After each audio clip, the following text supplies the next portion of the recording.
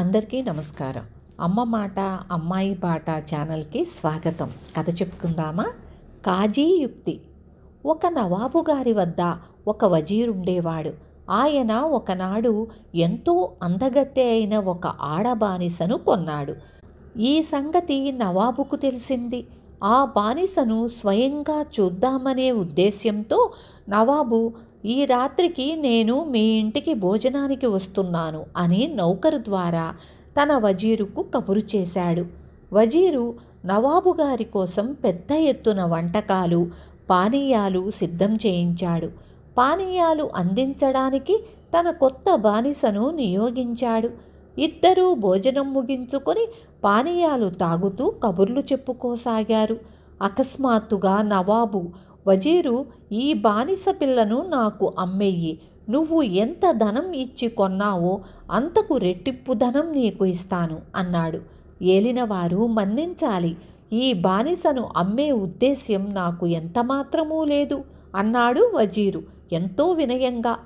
అమ్మే ఉద్దేశ్యం లేకపోతే ఈమెను నాకు బహుమానంగా ఇచ్చెయ్యి అన్నాడు నవాబు. అలాంటి ఉద్దేశ్యం కూడా నాకు ఏమాత్రమూ లేదు అన్నాడు వజీరు నిర్మోహమాటంగా. వజీరు ధోరణి చూసి నవాబు గారికి పట్టరాని కోపం వచ్చింది. నువ్వు ఈ బానిసను నాకు అమ్మటమో బహుమానం చెయ్యటమో చెయ్యకపోయావంటే అల్లా సాక్షిగా నేను నా పట్టపురాణికి విడాకులిచ్చేస్తాను అని శపథం చేశాడు.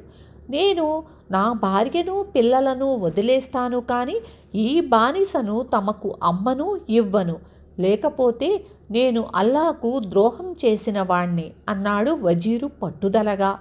తీరా నోరు జారి ఘోర ప్రమాణాలు చేశాక ఇద్దరికీ ఎక్కడలేని పశ్చాత్తాపం కలిగింది. ఇప్పుడేం చేసేటట్టు? మన ఇద్దరి ప్రమాణాలకు భంగం కలగకుండా మర్యాదగా బయటపడే ఉపాయం ఏమిటి అన్నాడు నవాబు. ఈ ఉపాయం చెప్పగలవాడు కాజీ ఒక్కడే. ఏలినవారి సెలవైతే ఆయనకు భటుడి ద్వారా రమ్మని కబురు చేస్తాను అన్నాడు వజీరు. నవాబు సరేనన్నాడు. వజీరు కాజీను పిలిపించాడు. కాజీ వచ్చి సంగతంతా తెలుసుకొని, ఇదేమంత గొప్ప సమస్య కాదు, వజీరు గారు నవాబు గారికి సగం బానిస పిల్లను అమ్మి మిగిలిన సగము బహుమానంగా ఇస్తే చిక్కుముడిపోతుంది అని సలహా ఇచ్చాడు.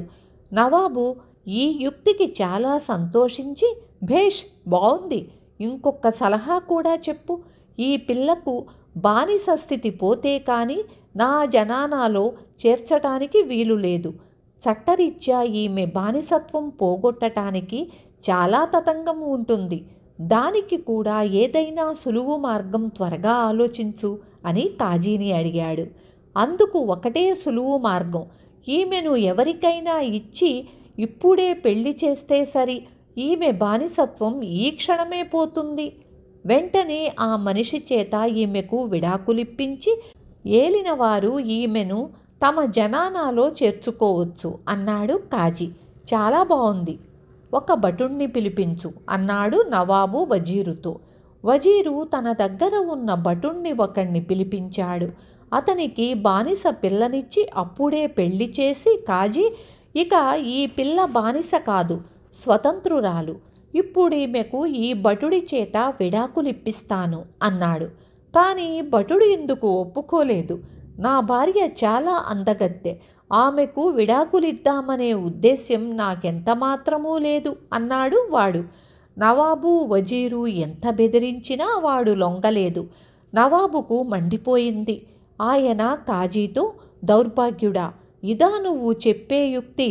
ఈ చిక్కుముడి విడదీయకపోయావంటే నీ తల కొట్టి కోటద్వారానికి వేళ్లాడగడతాను అన్నాడు. ఏలినవారు తొందరపడుతున్నారు. ఈ చిక్కు ఒక లెక్కలోది కాదు. వజీరు గారు ఈ భటుణ్ణి నాకు బానిసగా ఇచ్చేస్తే అన్ని చిక్కులు క్షణంలో తీరిపోతాయి అన్నాడు కాజీ. ఇచ్చేశాను, తీసుకో అన్నాడు వజీరు. కాజీ బానిస పిల్లకేసి తిరిగి, ఈ భటుడు నా బానిస, వీణ్ణి నీకు బానిసగా ఇచ్చేస్తాను, పుచ్చుకుంటావా అని అడిగాడు. మహదానందంగా పుచ్చుకుంటాను అన్నదామె. ఇంకేముంది, చట్ట ప్రకారం నీ బానిస నీ భర్త కావటానికి వీలు లేదు, మీ పెళ్లి రద్దయిపోయింది. నేను వచ్చిన పని కూడా అయిపోయింది అంటూ కాజీ లేచాడు. నవాబు కాజీని ఆపి, మాకు న్యాయం చెప్పి సలహా ఇచ్చినందుకు ఇదిగో బహుమానం అంటూ ఒక సంచి నిండా బంగారు నాణేలు పోయించి స్వయంగా కాజీకి ఇచ్చాడు. విన్నారు కదా, ఆశ మనిషిని ఎంత దూరం తీసుకెళ్తుందో. రేపు మళ్ళీ ఇంకొక మంచి కథతో మీ ముందుకు వస్తాను. ఉంటాను.